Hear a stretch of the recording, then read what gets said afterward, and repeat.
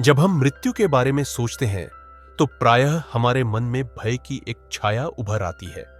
यह छाया केवल इसलिए नहीं होती कि हम जीवन को खो देंगे, बल्कि इसलिए भी कि हम नहीं जानते कि मृत्यु के पार क्या है। मृत्यु यह शब्द छोटा है, परंतु इसके अर्थ की गहराई में संपूर्ण अस्तित्व की मौन गूंज छिपी होती है। मृत्यु क्या है?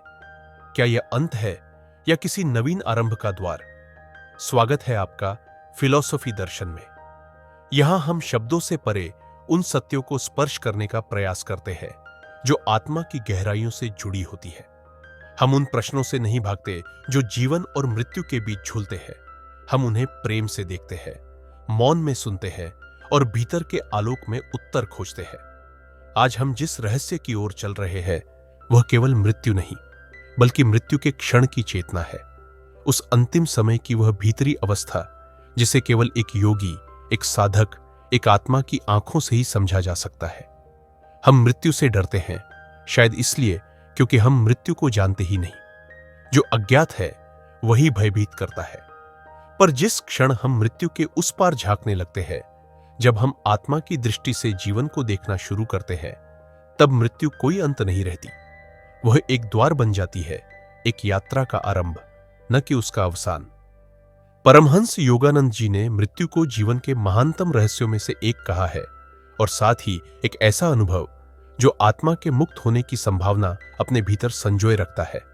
वे कहा करते थे, तुम शरीर नहीं हो, तुम आत्मा हो। शरीर को मृत्यु आ सकती है, आत्मा को नहीं। मृत्यु केवल वस्त्र परिवर्तन है, जैसे हम पुराने कपड़े उतारकर नए पहनते हैं। यह बात सुनने में सरल लग सकती है, पर जब किसी अपने के जाने का दुख आता है या जब स्वयं मृत्यु का साया हमारे समीप आता है, तब यह बात केवल तर्क नहीं बन सकती। तब वह एक जीवित अनुभूति बननी चाहिए। योगानंद जी का जीवन इसी जीवित सत्य का प्रमाण था। उनके भीतर मृत्यु के प्रति न भय था, न विरोध, केवल मौन, गहन शांति और प्रेम का एक प्रवाह। योगानंद जी अक्सर कहते थे कि मृत्यु एक अवस्था है जिसमें आत्मा शरीर के बंधनों से मुक्त हो जाती है और अपने कर्मों के अनुसार सूक्ष्म लोकों की ओर गति करती है। लेकिन यह गति स्वतः नहीं होती। इसमें चेतना की भूमिका होती है, विचारों की, भावनाओं की। मृत्यु का क्षण अत्यंत महत्वपूर्ण होता है, क्योंकि उस क्षण आत्मा जिस भाव में होती है, उसी भाव में उसकी यात्रा आगे चलती है। इसीलिए वे बार बार कहते थे, अपने विचारों की रक्षा करो, अपने भीतर शांति बसाओ। मृत्यु का सामना तभी शांत होकर कर सकोगे जब जीवन में भी तुम्हारे भीतर शांति होगी। वे मृत्यु को केवल एक शारीरिक घटना नहीं मानते थे। वे कहते, मृत्यु का अर्थ है चेतना का परिवर्तन। जैसे नींद में तुम्हारी चेतना बदल जाती है, वैसे ही मृत्यु में चेतना एक अन्य आयाम में प्रवेश करती है। लेकिन नींद से हम सुबह लौट आते हैं, मृत्यु से हम जीवन के अन्य स्तरों में प्रवेश करते हैं, कभी पुनर्जन्म के रूप में, कभी सूक्ष्म लोकों में विश्राम के रूप में। पर सबसे ऊपर मृत्यु आत्मा के परम लक्ष्य की दिशा में एक कदम होती है, ईश्वर की ओर, अपने वास्तविक घर की ओर। योगानंद जी की एक पुस्तक में उन्होंने वर्णन किया है कि मृत्यु के बाद आत्मा किस प्रकार सूक्ष्म शरीर के साथ सूक्ष्म जगत में प्रवेश करती है। वह शरीर जो स्थूल नहीं, बल्कि चेतना, विचार और प्रकाश से बना होता है। वह शरीर हमारी इच्छाओं, हमारे संस्कारों और हमारे भावों का प्रतिबिंब होता है। यह सूक्ष्म शरीर ही आत्मा का वह माध्यम होता है जिससे वह सूक्ष्म लोकों में अनुभव करती है, देखती है, सुनती है, यात्रा करती है। यह सुनकर आश्चर्य होता है कि मृत्यु के बाद भी आत्मा का जीवन चलता है और वह उतना ही सजीव होता है जितना यहां पर, शायद उससे भी अधिक। एक दिन एक शिष्य ने उनसे पूछा, गुरुदेव, जब हम मरते हैं तो क्या हमें सब कुछ दिखाई देता है? क्या हमें समझ आता है कि हम मर चुके हैं? योगानंद जी मुस्कुराए। उनकी मुस्कान में करुणा थी, जैसे वे उस प्रश्नकर्ता की आत्मा को भी देख पा रहे हों। वे बोले, कई आत्माएं तुरंत जान जाती है, विशेषकर वे जो ध्यान में गहरे उतरना जानती है, जो जीवन में आत्मा को अनुभव कर चुकी है। पर कई आत्माएं भ्रमित हो जाती है। उन्हें लगता है कि वे अब भी जीवित है। वे अपने प्रियजनों को पुकारती हैं, देखती हैं, पर कोई उत्तर नहीं मिलता। ये दुखद स्थिति होती है। इसीलिए मैं कहता हूं, जीते जी अपने भीतर उतरना सीखो, ध्यान से अपने आत्म स्वरूप को जानो। जब वह अनुभव स्थायी हो जाएगा, तब मृत्यु भी तुम्हें डरा नहीं सकेगी। उनकी ये बातें सुनकर शिष्य शांत हो गया। उसने कहा, गुरुदेव, तब क्या मृत्यु के बाद की यात्रा कठिन होती है? योगानंद जी बोले, नहीं। अगर जीवन में तुमने ईश्वर को प्रेम किया है, तो मृत्यु तुम्हें उसी प्रेम के सागर में बहा ले जाएगी। पर अगर जीवन में तुमने केवल संसार को पकड़ा है, तो मृत्यु तुम्हें उस संसार की स्मृतियों में उलझा देगी। मृत्यु का अनुभव वैसा ही होता है जैसा तुम्हारा जीवन रहा हो। इस बात को वे अनेक उदाहरणों से समझाते थे। एक बार उन्होंने एक साधारण गृहस्थ की कहानी सुनाई जो ध्यान करता था, पर परिवार के मोह से मुक्त नहीं हो पाया था। मृत्यु के बाद उसकी आत्मा अपने घर के पास ही मंडराती रही, क्योंकि वह अपने बच्चों के लिए चिंतित था। वह मुक्त नहीं हो पाया। पर वहीं एक अन्य साधक, जिसने ईश्वर को अपने जीवन का सर्वोच्च प्रेम बना लिया था, मृत्यु के क्षण भी मुस्कुराया और उसकी आत्मा एक प्रकाश की लहर में विलीन हो गई। ऐसे प्रसंगों से वे समझाते थे कि मृत्यु की अवस्था जीवन के अभ्यास का परिणाम होती है। उन्होंने कहा, तुम्हारा मृत्यु के समय का भाव ही तुम्हारा मार्ग तय करता है। यदि मृत्यु के समय तुम्हारा हृदय ईश्वर में डूबा हो, तुम्हारा मन शांत हो, तुम्हारे विचार करुणा और समर्पण से भरे हों, तो तुम्हारी आत्मा उच्चतर लोकों की ओर जाएगी। लेकिन यदि उस क्षण भय, मोह, क्रोध या अहंकार हावी हो, तो आत्मा उन्हीं कंपन के लोकों में चली जाती है। परमहंस योगानंद मृत्यु के अनुभव को केवल एक वैचारिक विषय नहीं बनाना चाहते थे। वे चाहते थे कि हम मृत्यु से मित्रता करें। वे कहते, मृत्यु को अपने जीवन में स्थान दो, उसकी स्मृति तुम्हें सजग बनाएगी। मृत्यु तुम्हारे भीतर वह आग्रह जगा सकती है जो आत्मा को मुक्त कर देता है, वह आग्रह जो कहता है कि मैं अमर हूं, मैं आत्मा हूं, मैं ईश्वर की संतान हूं। शायद इसीलिए वे अपने शिष्यों से कहते थे कि वे मृत्यु के विषय पर ध्यान करें, उसके अनुभव को भीतर से जाने, डर से नहीं, प्रेम और जागरूकता से। मृत्यु का चिंतन यदि सही भाव से किया जाए, वे कहते, तो वह तुम्हें जीवन की गहराई से प्रेम करना सिखाता है। तब तुम्हें जीवन का हर क्षण मूल्यवान लगता है, हर श्वास ईश्वर का उपहार लगती है। और जब ऐसा हो जाता है, तब मृत्यु केवल एक और श्वास बन जाती है, वह अंतिम श्वास, जिसमें तुम स्वयं को ईश्वर को समर्पित कर देते हो। शिष्यों के बीच एक बहुत सुंदर बात कही जाती है। योगानंद जी की मृत्यु एक समाधि थी। वे अपने अंतिम क्षणों में शांत थे, मुस्कुराते हुए, अपने ईश्वर के नाम का जप करते हुए। और फिर उन्होंने एक गहरी सांस ली और शरीर छोड़ दिया, जैसे कोई संगीतकार अपना अंतिम सुर छेड़कर मौन में विलीन हो जाए। यह मृत्यु नहीं थी, यह एक जागरण था, एक आत्मा का अपने शाश्वत स्वरूप की ओर लौटना। हम सब उस दिन की ओर बढ़ रहे हैं जब यह जीवन, ये शरीर, ये संबंध सब पीछे छूटेंगे। पर हम कौन हैं? क्या है वह जो मृत्यु से परे जाता है? यह जानना ही जीवन का सार है, और योगानंद जी ने इसी को आत्म साक्षात्कार कहा है। मृत्यु के विषय में जितना भी जानना हो, वह तभी सार्थक होगा जब हम जीते जी आत्मा को अनुभव करें। तभी मृत्यु के बाद का मार्ग भी स्पष्ट होगा, शांत होगा, प्रकाश से भरा होगा। जब कोई प्रियजन इस संसार से विदा होता है, तो हमारे भीतर शून्यता भर जाती है। आंखों से आंसू बहते हैं, मन व्याकुल हो उठता है, और हृदय उस व्यक्ति की स्मृति में डूब जाता है जिसने अब अपना शरीर त्याग दिया है। और ऐसे में स्वाभाविक रूप से प्रश्न उठता है, क्या हमें शोक मनाना चाहिए, या यह समझकर कि आत्मा अमर है, हमें मृत्यु को एक उत्सव की तरह स्वीकार करना चाहिए? परमहंस योगानंद जी इस प्रश्न पर बड़ी करुणा और गहराई से विचार करते हैं। वे कहते थे कि जब कोई आत्मा शरीर छोड़ती है, तो वह केवल एक घर बदलती है, उसका वास्तविक स्वरूप नष्ट नहीं होता। फिर भी उन्होंने कभी यह नहीं कहा कि शोक अकारण है या व्यर्थ है। उन्होंने मनुष्य के भावों का, प्रेम के बंधनों का, संवेदनाओं का सम्मान किया, पर साथ ही यह भी कहा, तुम्हारे आंसू आत्मा तक पहुंचते हैं, तुम्हारा प्रेम भी, तुम्हारी प्रार्थनाएं भी। लेकिन अगर तुम दुख से भरकर, भय और मोह से ग्रस्त होकर रोते हो, तो वह आत्मा की यात्रा में अवरोध बन सकता है। इसलिए प्रेम से याद करो, करुणा से विदा दो, प्रार्थना से उसका मार्ग प्रशस्त करो। उन्होंने बताया कि जब कोई मृत्यु को प्राप्त करता है तब आत्मा अपने पुराने संसार से कुछ समय तक जुड़ी रहती है। उसे प्रियजन, घर, स्थान, सबकी स्मृतियां खींचती है। यदि परिवारजन अत्यधिक शोक में डूबे रहते हैं, बार बार आत्मा को पुकारते हैं, तो आत्मा का मन स्थिर नहीं हो पाता। वह भ्रमित हो सकती है, उसका अगला कदम रुक सकता है। इसीलिए योगानंद जी ने यह स्पष्ट किया कि मृत्यु के समय और उसके तुरंत बाद आत्मा के लिए जो सबसे बड़ा उपहार है वह है शांतिपूर्ण विदाई, प्रेमपूर्ण प्रार्थना और प्रकाश में भेजने का संकल्प। वे कहते थे, शोक करो लेकिन ईश्वर में, आंसू बहाओ लेकिन आत्मा की शांति के लिए, रो लेकिन उस प्रेम में जो आत्मा को बांधता नहीं, मुक्त करता है। कई शिष्य पूछते थे, गुरुदेव क्या मृत्यु एक उत्सव है? और योगानंद जी उत्तर देते, यदि तुमने आत्मा को जाना है तो मृत्यु तुम्हारे लिए एक उत्सव है, लेकिन यदि तुम केवल शरीर को जानते हो तो वह दुख का कारण बनेगी।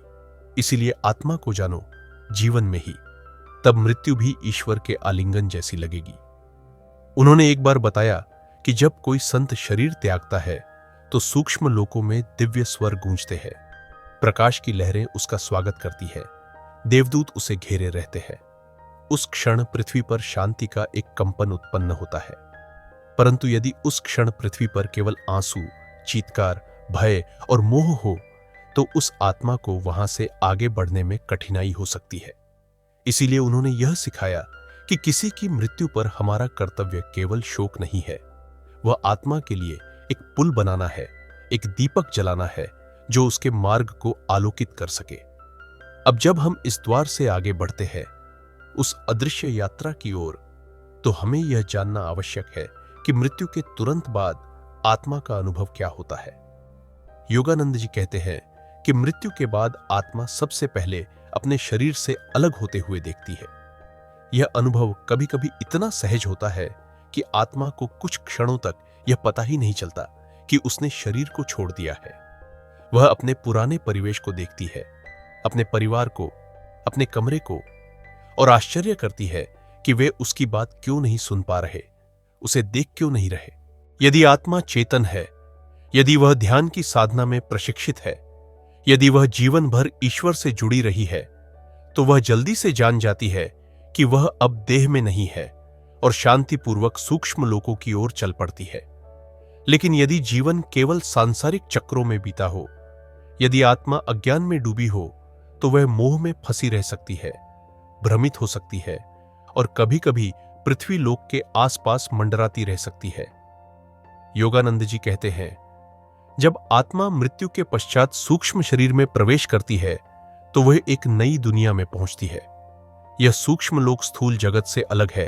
वहां का प्रकाश, ध्वनि, गति सब कुछ विचारों पर आधारित होता है। वहां आत्मा अपनी चेतना के अनुसार अनुभव करती है। यदि चेतना शुद्ध है, प्रेमपूर्ण है, तो वह लोक भी दिव्य होता है। यदि चेतना में अशुद्धता है, वासनाएं हैं, तो आत्मा उन्हीं भावों से बने लोक में प्रवेश करती है। इसलिए उन्होंने बार बार यह सिखाया कि मृत्यु के बाद आत्मा जिस दिशा में जाती है वह जीवन में अर्जित चेतना पर निर्भर करती है। हम जो सोचते हैं, जैसा महसूस करते हैं, जैसा कर्म करते हैं, वह सब हमारी मृत्यु के बाद की दिशा तय करता है। उन्होंने एक साधक का उदाहरण दिया जो जीवन भर ध्यान करता रहा लेकिन क्रोध से मुक्त नहीं हो पाया। मृत्यु के बाद उसकी आत्मा सूक्ष्म लोक में भी अपने क्रोध के प्रतिबिंबों को देखती रही, जैसे विचारों की ही एक दुनिया हो। लेकिन एक अन्य साधक था जिसने पूर्ण समर्पण से आत्मा को जाना था। उसकी मृत्यु के पश्चात जब सूक्ष्म लोक में उसकी आत्मा पहुंची तो उसे वहां ऐसे देवस्वरूप आत्माएं मिली जो उसका स्वागत करने आई थी। वह एक दिव्य उपवन के समान लोक था जहां विचार संगीत बन जाते थे, भावनाएं प्रकाश बन जाती थी और जहां हर आत्मा प्रेम के एक सागर में जैसे तैर रही थी। योगानंद जी बताते हैं कि आत्मा की यह यात्रा स्थायी नहीं होती। वह वहां विश्राम करती है, अपने कर्मों के अनुसार विश्लेषण करती है, अनुभवों को समेटती है। फिर जब समय आता है, जब आत्मा पुनः अनुभव लेना चाहती है, तो वह पुनर्जन्म की ओर अग्रसर होती है। यह पुनर्जन्म भी कोई दंड नहीं है। यह आत्मा की इच्छा होती है कि वह और सीखे और गहराई से प्रेम करे और निकट हो अपने वास्तविक स्वरूप ईश्वर से। पर यह चक्र, यह जन्म और मृत्यु की यात्रा तब तक चलती है जब तक आत्मा पूर्ण जागरूक नहीं हो जाती, और जब वह पूर्ण रूप से अपने आत्म स्वरूप को जान लेती है, जब वह ईश्वर को न केवल खोजती है बल्कि अनुभव करती है, तब यह यात्रा समाप्त हो जाती है। फिर मृत्यु भी नहीं होती, जन्म भी नहीं होता, केवल शाश्वत जीवन होता है, निर्वाण, कैवल्य, मुक्ति। परमहंस योगानंद जी का पूरा जीवन इसी जागृति को बांटने का प्रयत्न था। वे चाहते थे कि हम मृत्यु से डरे नहीं, बल्कि उसे समझें, उसके पार देखें। वे कहते, जब तुम ईश्वर से प्रेम करना सीख जाओगे तो मृत्यु स्वयं तुम्हारा स्वागत करने आएगी, एक प्रियतमा की तरह जो तुम्हें तुम्हारे प्रिय के पास ले जाती है। जब आत्मा सूक्ष्म शरीर में प्रवेश कर जाती है तो उसके लिए संसार बदल जाता है। यह वही आत्मा है, वही चेतना जो इस पृथ्वी पर रहती थी, लेकिन अब उसका शरीर नहीं रहा। उसकी दृष्टि अब स्थूल आंखों की नहीं, चेतना की है। उसका स्पर्श अब हाथों से नहीं, ऊर्जा से होता है। उसका संवाद अब शब्दों से नहीं, विचारों से होता है। योगानंद जी कहते हैं कि सूक्ष्म जगत कोई एक स्थान नहीं है, वह अनेक स्तरों में विभाजित है। प्रत्येक स्तर आत्मा की चेतना के अनुरूप होता है। उन्होंने इसे विचारों की पृथ्वी कहा, द लैंड ऑफ थॉट। वहां सब कुछ विचारों की गति से घटित होता है। यदि आत्मा अपने जीवन में प्रेम, करुणा, ध्यान और आत्मचिंतन से भरी रही है तो मृत्यु के बाद वह सुंदर सूक्ष्म लोक में जाती है, जिसे उन्होंने अंतर जगत के स्वर्गलोक कहा है। वहां पर आत्मा को अपने पिछले जीवन की गहराई से समीक्षा करने का अवसर मिलता है, लेकिन यह समीक्षा सजा नहीं होती। यह आत्मा की अपनी चेतना द्वारा किया गया अनुभव होता है। जैसे ही आत्मा अपने सूक्ष्म अस्तित्व में स्थिर हो जाती है, वहां उसकी चेतना उससे संवाद करने लगती है। वह अनुभव करने लगती है कि किस क्षण उसने प्रेम किया था, किस क्षण उसने अहंकार को चुना था, कब कब उसने मौन में ईश्वर की ओर देखा और कब कब संसार की ओर भागी। योगानंद जी ने समझाया कि आत्मा स्वयं ही इन अनुभवों को देखती है, जैसे एक दिव्य चलचित्र हो जिसमें उसके कर्म, विचार, भावना और उनकी प्रतिक्रियाएं स्वयं उसके सामने आती है। यह किसी न्यायाधीश द्वारा नहीं दिखाया जाता। यह आत्मा की अपनी चेतना होती है जो उसे उसकी यात्रा को पूर्णता से दिखाती है, और इसी अनुभव के बाद आत्मा यह निर्णय लेने में सक्षम होती है कि क्या उसे फिर से जन्म लेना है, और यदि हां तो किस प्रकार के जीवन में। योगानंद जी ने बहुत सरलता से बताया कि पुनर्जन्म कोई दंड नहीं है, बल्कि आत्मा की एक गहन इच्छा है, सीखने की, पूर्णता को पाने की, अधूरे प्रेम को पूर्ण करने की। उन्होंने कहा, each life is like a class in the school of the infinite. हर जन्म एक कक्षा है। कुछ आत्माएं धीरे सीखती है, कुछ जल्दी। कुछ आत्माएं आत्मज्ञान को खोजती है, कुछ केवल संसार के सुखों को।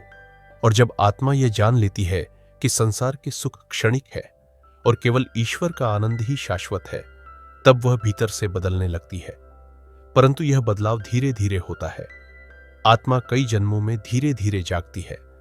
पहले वह शरीर को ही सब कुछ समझती है, फिर वह भावनाओं में उलझती है, फिर वह विचारों से परे देखने की कोशिश करती है, और फिर एक दिन वह मौन में प्रवेश करती है। योगानंद जी ने कहा, मौन ही वह द्वार है जहां से आत्मा ईश्वर की ओर चल पड़ती है। जिन आत्माओं ने जीवन भर ध्यान किया है, जप किया है, सेवा की है और भीतर से सत्य की खोज की है, वे मृत्यु के बाद उच्चतर सूक्ष्म लोकों में जाती है। वहां वे शांत, आनंदमय क्षेत्रों में विश्राम करती है। वहां वे अन्य जागरूक आत्माओं से मिलती है और मिलकर ईश्वर की उपस्थिति को अनुभव करती है, कभी भक्ति के रूप में, कभी ज्योति के रूप में, कभी संगीत के रूप में। इन आत्माओं का पुनर्जन्म भी विशेष होता है। वे धरती पर पुनः जन्म तो लेती हैं, लेकिन उनका उद्देश्य अब केवल भोग नहीं होता। वे ज्ञान बांटने आती हैं, दूसरों को ईश्वर की ओर ले जाने आती है। वे गुरु, संत, साधक के रूप में लौटती है जो दूसरों को आत्मस्मरण करवा सके। परंतु कुछ आत्माएं ऐसी भी होती है जो अज्ञान में रहती है, जीवन भर मोह, क्रोध, लोभ और अहंकार में डूबी रहती है। मृत्यु के बाद वे आत्माएं सूक्ष्म जगत के निम्नतर स्तरों में चली जाती है। वहां सब कुछ भारी होता है। विचारों का बोझ, अपूर्ण इच्छाएं और नकारात्मक भावनाएं आत्मा को घेरे रहती है। ये आत्माएं कभी कभी पृथ्वी के आसपास ही मंडराती है। उन्हें अपने शरीर की याद रहती है, अपने भोगों की, अपने रिश्तों की। वे बार बार उन्हीं क्षणों में लौटती हैं जहां वे बंधी थी। योगानंद जी ने चेताया कि यदि आत्मा ध्यान, विवेक और प्रेम से नहीं जिए तो मृत्यु के बाद भी वह स्वतंत्र नहीं होती। उसकी यात्रा तब तक नहीं रुकती जब तक वह अपने मूल, अपने स्रोत, ईश्वर को नहीं पहचान लेती। लेकिन उन्होंने यह भी कहा कि कोई आत्मा सदा के लिए खोई नहीं रहती। समय, अनुभव और अंततः प्रेम सब आत्माओं को एक दिन ईश्वर की ओर खींच ही लेते हैं। उन्होंने इसे एक लहर की तरह बताया, जैसे हर लहर सागर से उठती है और अंततः उसी सागर में लौट जाती है। आत्मा चाहे जितना भटक ले, वह सदा सागर की ही संतान है। इसलिए योगानंद जी कहते थे, डरो मत, मृत्यु कोई अंत नहीं है, यह एक द्वार है और उस द्वार के पार केवल वही मिलेगा जो तुमने भीतर संजोया है, प्रेम, शांति, सत्य या भ्रम, मोह और अंधकार। और जब एक आत्मा अनेक जन्मों, अनेक अनुभवों, अनेक प्रेम और पीड़ा की यात्राओं से गुजरकर यह जान जाती है कि उसका सत्य केवल आत्मा है, केवल ईश्वर है, तब वह मोक्ष की ओर बढ़ती है। मोक्ष कोई स्वर्ग नहीं है, मोक्ष कोई स्थान नहीं है, वह एक अनुभव है, चेतना का, पूर्ण एकत्व का, जहां आत्मा यह जान जाती है, मैं अलग नहीं हूं, मैं वही हूं जिसे मैं सदा से खोजता रहा। योगानंद जी ने इसे गॉड रियलाइजेशन कहा। जब आत्मा यह नहीं कहती कि मैंने ईश्वर को देखा, बल्कि कहती है, मैं ईश्वर हूं, यहां मृत्यु समाप्त हो जाती है, जन्म भी समाप्त हो जाता है। वहां केवल शिव है, शुद्ध चेतना, शुद्ध आनंद और शाश्वत प्रेम। जब हम मृत्यु की बात करते हैं तो बहुत लोग डर से भर जाते हैं और यही डर जीवन भर उनके कर्मों, विचारों और संबंधों को प्रभावित करता है। लेकिन योगानंद जी कहते हैं, मृत्यु कोई दानव नहीं है, वह एक शिक्षक है। और यदि हम मृत्यु से मित्रता कर ले तो जीवन स्वयं ही गहराई से समझ में आने लगता है। योगानंद जी ने जीवन भर मृत्यु को निकट से देखा। शिष्यों की मृत्यु, मां पिता की मृत्यु, स्वयं की चेतना में मृत्यु के पार जाना, उन्होंने इन सब का अनुभव किया और उनका निष्कर्ष यही रहा कि मृत्यु जीवन का ही एक भाग है, कोई अंत नहीं। उन्होंने कहा, यदि तुम मृत्यु के समय ईश्वर को स्मरण नहीं कर सके तो यह जीवन व्यर्थ गया। लेकिन यदि मृत्यु के समय तुम्हारा हृदय प्रेम और ईश्वर के नाम में डूबा रहा तो तुम्हारी मृत्यु मोक्ष का द्वार बन जाएगी। तो प्रश्न आता है, हम क्या करें कि वह अंतिम क्षण आनंदपूर्ण हो? पहली और सबसे मूल बात, हमें जीवन में ही मृत्यु की तैयारी करनी होगी। मृत्यु की तैयारी का अर्थ है जागृत जीवन, ऐसा जीवन जिसमें हम प्रतिपल सजग हों कि हम कौन हैं, हम क्या कर रहे हैं और हम किस ओर बढ़ रहे हैं। हमें यह देखना होगा कि क्या हम केवल शरीर के सुख के पीछे भाग रहे हैं या आत्मा के शांति की ओर बढ़ रहे हैं। योगानंद जी कहते हैं, तुम जो कुछ सोचते हो वही बनते हो। मृत्यु का क्षण कोई अचानक आने वाली घटना नहीं है, वह हमारे विचारों की परिणति होती है। यदि हम जीवन भर डर, लोभ, मोह और भ्रम में जिए तो मृत्यु के क्षण भी वही भावनाएं हमें घेरे रहती है। लेकिन यदि हमने ध्यान, मौन, प्रेम और सेवा में जीवन जिया तो मृत्यु हमारे लिए एक उत्सव बन सकती है। उनके अनुसार ध्यान ही वह अभ्यास है जो मृत्यु के पहले और मृत्यु के बाद आत्मा को स्थिर और आनंदित रखता है। ध्यान के माध्यम से हम धीरे धीरे अपने शरीर और मन से ऊपर उठना सीखते हैं और जब मृत्यु आती है तो हम उस अभ्यास के कारण सहजता से शरीर को त्याग सकते हैं, जैसे कोई पुराने वस्त्र उतार देता है। योगानंद जी ने बताया कि जब कोई साधक गहराई से ध्यान करता है तो वह मृत्यु की अनुभूति से गुजरता है। वह जानता है कि वह शरीर नहीं है, वह विचार नहीं है, वह केवल चेतना है और वह अनुभव उसे मृत्यु के भय से मुक्त कर देता है। इसलिए उन्होंने कहा, मृत्यु को हराने का एकमात्र उपाय है अभी जीते जी मर जाना। अपने छोटे मैं को त्याग दो और अपने भीतर के शुद्ध आत्मा से एक हो जाओ। साधक के लिए यह अभ्यास केवल बैठकर आंख बंद करने का नहीं है, यह एक जीवन शैली है। प्रत्येक कर्म, प्रत्येक शब्द, प्रत्येक संबंध, सब कुछ एक तपस्या बन जाते हैं और जब जीवन तपस्या बन जाता है तो मृत्यु एक समाधि बन जाती है। योगानंद जी ने यह भी कहा कि मृत्यु से पहले जो अंतिम विचार होता है वही आत्मा की यात्रा को दिशा देता है। इसलिए उनका आग्रह था कि हम जीवन भर ईश्वर का स्मरण करें ताकि अंतिम क्षण में हमें वही नाम, वही प्रेम याद रहे। उन्होंने स्वयं अपने शिष्यों को सिखाया था, जब भी तुम्हारा मन व्यस्त हो केवल यह स्मरण करो, हे प्रभु मैं तुम्हें प्रेम करता हूं। यही सबसे श्रेष्ठ अभ्यास है। यह वाक्य यदि भीतर से निकले तो जीवन और मृत्यु दोनों को दिव्य कर देता है।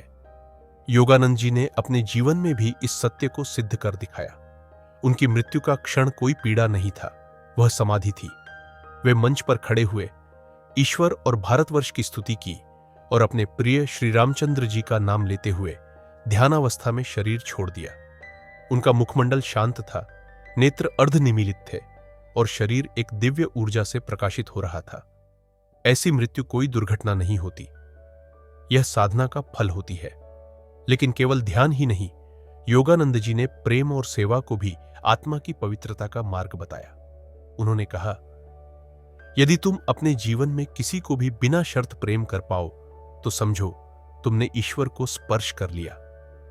मृत्यु के समय वही प्रेम, वही करुणा आत्मा को ऊपर उठाती है।